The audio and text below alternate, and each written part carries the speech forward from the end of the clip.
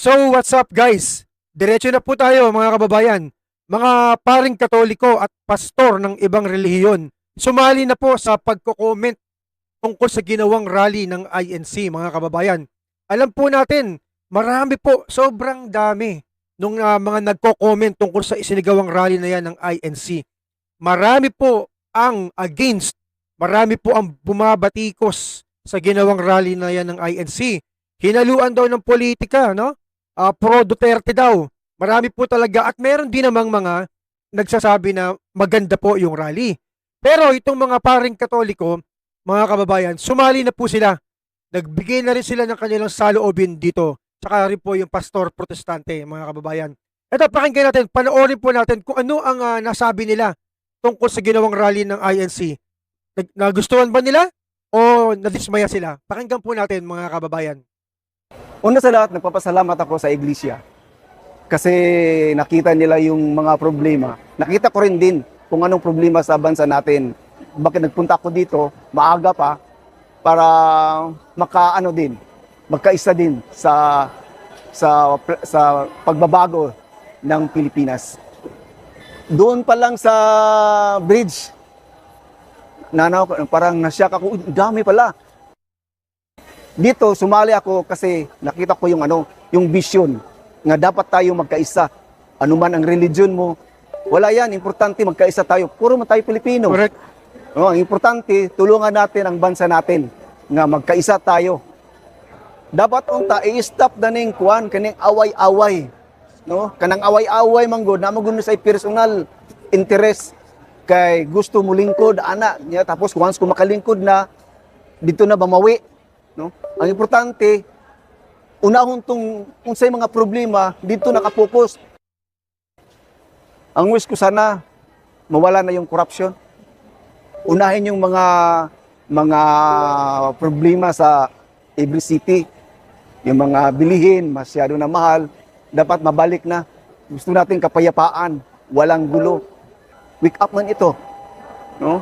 Kung ang ibang iglesia na walang paki, ito na iglesia na ito may paki para makinabang sa lahat. Hindi man ito sa iglesia lang. Buong bansa. Ipagpatuloy yung magagandang layunin para sa kabutihan ng bansa. No?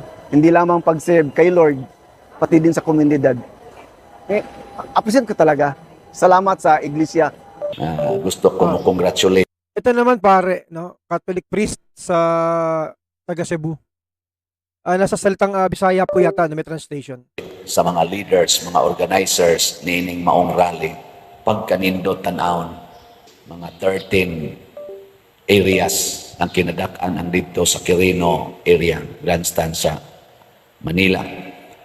Partigyong daghanang tao, murag gabanig, murag ang yuta, giilisan o puti nga ganing tiles or color. Nya, di ka kabati nga, di ka kakita nga nagtinukmuray, di ka kakita nga naay daghang mga pulis nga gidamagan nga nagdaog mga pangontras magrally. Tama. Kalma kayo nga nagtapok kining millions of attendees. Di ka kakita nga naay mga tao nga gipang atake, naay mga placards nga nagbugal-bugal. Correct. Nandun po kami, ni isang placard na against sa kanino man politika, wala kami nakita. O nag-insulto sa certain persons, kanunay nakasentro sa katilingban, kanunay nakasentro sa pangandoy sa kalinaw, pagkahiusa, kauswagan na katilingbanon, nag-atake sa mga depikto sa katilingban, dili sa depikto sa tao. Ningon ko, congratulations, INC. Kay maogid niya, muukab sa Bible, ibase dito ang ilang mga pangandoy sa kalinaw, kahiusa, mahunong na ning pagkabahin-bahin, panag-away, naaman as Bible tanan. Correct. Pasabot, kanindot nga naay mga tao nga magtapok aron mo padayag unsay gustos Ginoo. Nya kini sa mga pagpadayag sa atong mga Diosnong panginahanglan o pangandoy sa mas gibuhat sa atong mga igsoon sa Iglesia ni Kristo nga kining Tama. rally karon, ato unta ning buhaton, dili nato ihilom ba matud pa ni Kristo, ayaw tagui ang suga ilalom sa gantangan, itungtong kini sa tungtunganan. Og para nako natuma ni sa Iglesia ni Kristo, gipakita nila sa tibuok kalibutan karon, the biggest gathering in the Philippines nga nagsulti, hunungo na nato ang away, hunungo na nato ang korupsyon, hunungo na nato kining pag-iya-iyahay, unaho nato ang katilingban, unaho nato ang kapayapaan o pagkakaisa. Mao man ni ang suga unta nga magdanag nato isip nasod, gitungtong ni sa tungtunganan karon sa nagrally. Congratulations sa tanan ni apil. Congratulations sa tanan nga ni appreciate ni ining maong paagi sa pagpadayag sa atong mga pangandoy. Way gubot, Walang way gulo. away, Correct. ug wa say dinautay na personal. Narinig niyo si Father, mga kababayan, no? Paring Katoliko po yan. Although magkakaiba po ng pananampalataya, pero nakita nyo, na-appreciate niya, no? Yung ginawang ito ng INC, mga kababayan. Nakita nyo po kung paano niya sinabi na ang sigaw ay kapayapaan at pagkakaisa, na nasa Biblia po yun, sinabi niya mismo. Ito pa, isang pare, kura paroko din to.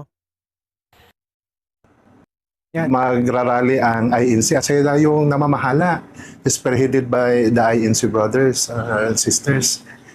Kaya sabi ko, napakaganda niyan. Sabi ko, that is a rally for peace. Kaya nung marinig ko yon at tinatanong ko yung Mia, o gaano sila karami? Sabi niya, siguro mga 30 to 50,000. Wow! Pwedeng sumali? Parang ganon. Sabi ko agad sa kanya, pwede sumali. Sabihin mo, sasali ko. Para sa akin, ina-announce ko na dito sa simbahan na bilang Parish Administrator ng Cathedral, you can join by your own decision. Basta mature yung decision ninyo. Kung tatanungin kayo sino yung nag-utos, sabi niyo wala. Yung sarili namin na conviction na mag-join sa Peace Rally dahil ito po ay napakagandang rally. Bilang suporta sa isinagawang National Rally for Peace ng Iglesia ni Cristo, nais din ikahanap na magsagawa ng kaparehong rally. Gayon din ang panawagan nito sa mga kinatawan ng kanilang lugar sa Kongreso na gawin kung ano ang mga nararapat. Napapanahon po. Sabi ko kasi sa sarili ko, kaya after this rally, yung peace rally na sinimulan ng INC, siguro tayo din, sabi ko sa mga kasama ko, tayo din, magrarally tayo in connection sa peace rally ng INC in support of them. Weng de la Fuente. Narinig niyo, mga kababayan? Grabe talaga, no? Ang dami pong bumabati ko sa INC sa ginawang pagkakaisa sa rally, mga kababayan. Pero mismong mga paring Katoliko na po at pastor ng ibang relihiyon, sang-ayon po at humanga sa ginawang ito ng INC. Ang hindi lang talaga maintindihan, bakit may mga tao talaga, maraming mga nagko-comment ng babash, no, sa INC sa ginawang rally. Talagang pinapalabas nila na politika daw, no? Although sinabi nila nagsalita daw kasi si Marcoleta, mga kababayan, no, na isang politiko, no. Pero narinig nyo ba na ni isang sigaw doon sa panahon ng rally, no, nandun kami yung testigong buhay, na may sumigaw po ba ng Duterte o Marcos? Meron po bang sumigaw na impeach, not impeach, pabagsakin?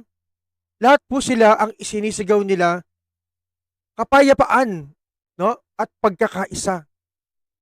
Kung ikaw ay isang matinong tao, matino yung pag-iisip mo, hindi mo kukontrahin ang isang organisasyon na nagsusulong ng kapayapaan at pagkakaisa. Maliban na lang kung ikaw ay nakikinabang doon sa sinusuportahan mo. No? Masama ba na manawagan ng pagkakaisa at kapayapaan? Kung ikaw ay makitid po ang utak o may sayad ka siguro sa utak, sasabihin mo, mali yung ginagawa ng INC. Pero pinipilit pa kasi ninyo na politika ang ginawa ng INC. No? Pinipilit nyo kasi sa inyo nang gagaling yan.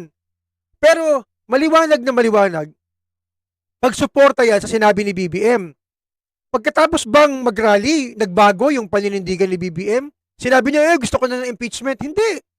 Nagpasalamat pa nga siya sa Iglesia ni Cristo dahil sa isang mapayapang rally na nananawagan ng kapayapaan at pagkakaisa. Siguro kayo, gusto niya puro gulo. Baka kayo yung nakikinabang, no, sa partido. Pero isipin niyo mga kababayan, gaano kaya kaganda, no, kung itong si BBM at si Sara magkakaisang muli at magtutulong para sa ikauunlad ng bayan. Kasi itong mga INC na binabatikos ninyo, kasama sila sa 31 million na bumoto dyan sa dalawang yan, kay BBM at kay Sara. Kasama yan sa mga naghalal at nagluklok dyan sa pinagtatanggol ninyong kada isa ninyong grupo. Wala bang karapatan ang INC na sabihin, hoy, tumigil kayo sa pag-aaway ninyo. Asikasuhin nyo, binoto kayo ng bayan para sa ikauunlad ng buhay ng bawat isang Pilipino. Wala bang karapatan ang mga miyembro ng INC? Sinasabi nyo separation of church and state? Yes, there is a separation of church and state.